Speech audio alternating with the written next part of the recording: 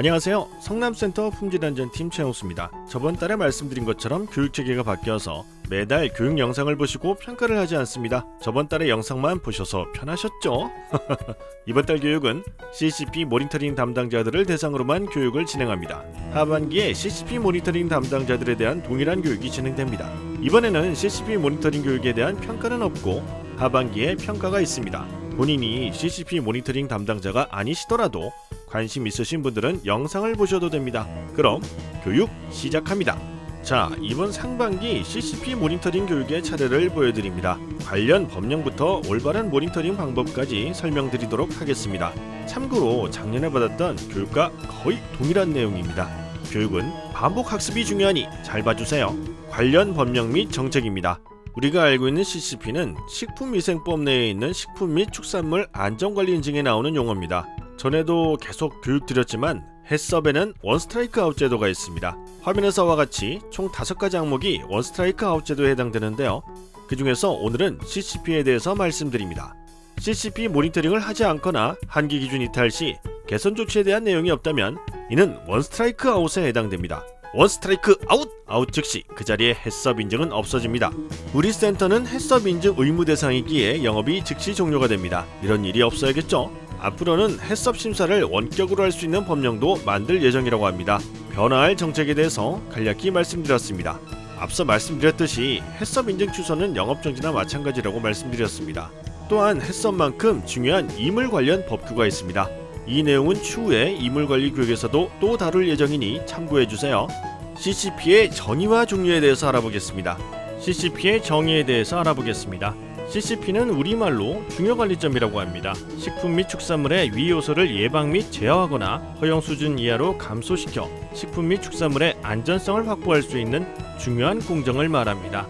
화면을 보시면 생물학적, 화학적, 물리적 항목에 대한 CCP가 있습니다.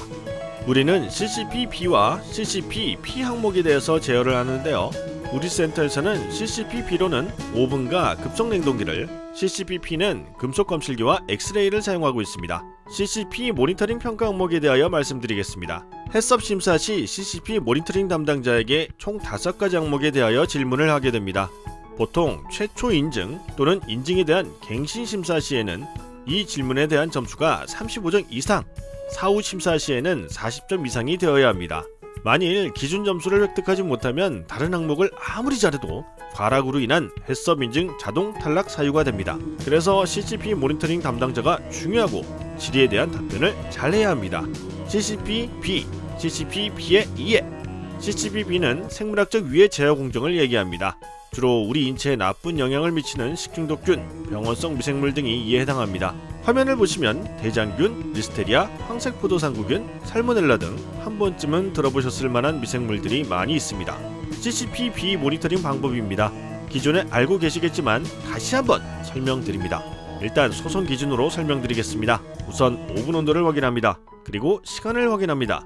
출고에서 나온 제품의 신부 온도를 측정합니다. 이 모든 조건들이 한계 기준 내에 속하는지 다시 확인합니다. 만일 한계 기준에 이탈되면 조치 내용을 작성합니다. CCP-P에 대해 설명드리겠습니다. 물리적 위해 제어 공정을 얘기하며 주로 금속류에 대한 이물 제어를 위한 공정입니다. 센터 내에서는 금속검실기와 엑스레이를 사용하여 이물을 제어하고 있습니다. CCP-P 모니터링 방법입니다. 우선 테스트 피스를 이용하여 기기에서 검출되는지 확인합니다. 그리고 완제품을 기기에 통과시켰을 때 검출이 안되는 제품을 사용합니다. 테스트 피스와 완제품을 같이 넣어서 검출이 되는지 확인합니다.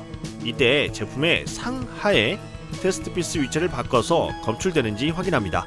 나머지 조치사항은 CCP-B와 같습니다. CCP 모니터링 부적합 사례에 대해서 설명드리겠습니다. 지금 설명드리는 내용 외에 관련 뉴스 영상도 링크를 걸어두었으니 유튜브 영상을 게시한 곳의 글을 참고하시기 바랍니다. 모니터링 점검 주기를 준수하지 않는 경우, 예를 들어 2시간 이내에 모니터링을 해야 하지만 2시간이 넘어가는 경우도 기준을 위반한 사례이기에 꼭 기준 시간 내에 모니터링을 하셔야 합니다. 모니터링 시 제품 교체 시마다 모니터링을 하는 작업장이 있습니다. 이때 제품이 누락되지 않도록 꼭 작성 바랍니다. 소송일지 작성 시 탐침 온도계가 없는 상태에서 모니터링을 하면 허위로 온도를 작성하는 것과 마찬가지가 됩니다. 반드시 온도계를 이용하셔야 하며 온도계가 없을 때에는 관리자에게 얘기하여 온도계를 꼭 구비하시기 바랍니다. 일지를 작성 시 한계 기준이 이탈되면 반드시 조치사항을 작성하셔야 합니다.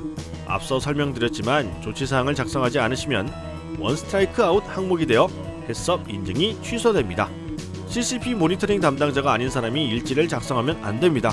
반드시 모니터링 담당자가 작성하셔야 합니다. 일지를 작성 시에는 모든 항목에 대해서 다 작성하셔야 합니다. 하나라도 빼먹으시면 절대 안 돼요. CCP 모니터링 시 탐침 온도계로 신부 온도를 측정 시 제품의 중심부에 잘 들어가도록 측정하여야 합니다. 사진과 같이 측정하면 안 되겠죠? CCP 모니터링 시 사용하는 테스트 피스 한계 기준과 일지에 적혀있는 테스트 피스 한계 기준이 일치해야겠죠? 꼭 확인해주세요. 아주 중요한 내용인데요. 금속 검출기나 엑스레이에 검출 결과가 저장되는 장치가 있습니다. 이 장치의 저장 기록과 일지 내용이 달라서는 안 됩니다. 이는 허위로 작성한 것으로 판단할 수 있습니다. 일지보다 검출 내용이 많은 것은 기기의 오작동으로 추정할 수 있으나 일지의 작성 기록보다 검출기의 저장 내용이 더 적으면 완벽한 허위 기록이라고 판단이 가능합니다. 마지막으로 올바른 모니터링 방법입니다. 총 7가지 항목에 대해서 나열이 되어 있는데요. 화면을 멈춰놓고 한번 쭉 읽어보시면 좋을 것 같아요. 그리고 해썹 심사 시 심사관이 모니터링 담당자에게 질문을 하는데요. 이때 모니터링 담당자가 너무 긴장한 나머지 물어보는 것에 대답을 잘 못할 수가 있습니다. 그럴 때는 당황하지 마시고 작성하고 계신 일지에 있는 내용을 보고라도 답변해주세요. 답변을 아예 안 하는 것과 보고라도 답변을 하는 것은 완전 다르니까요. 이상으로 교육을 마치며 중요한 교육이다 보니 설명하는 내용이 매우 많았습니다. 이 내용 잘 숙지하시고 돌아오는 하반기에는 평가가 있으니 꼭 평가 참여해주세요. 감사합니다.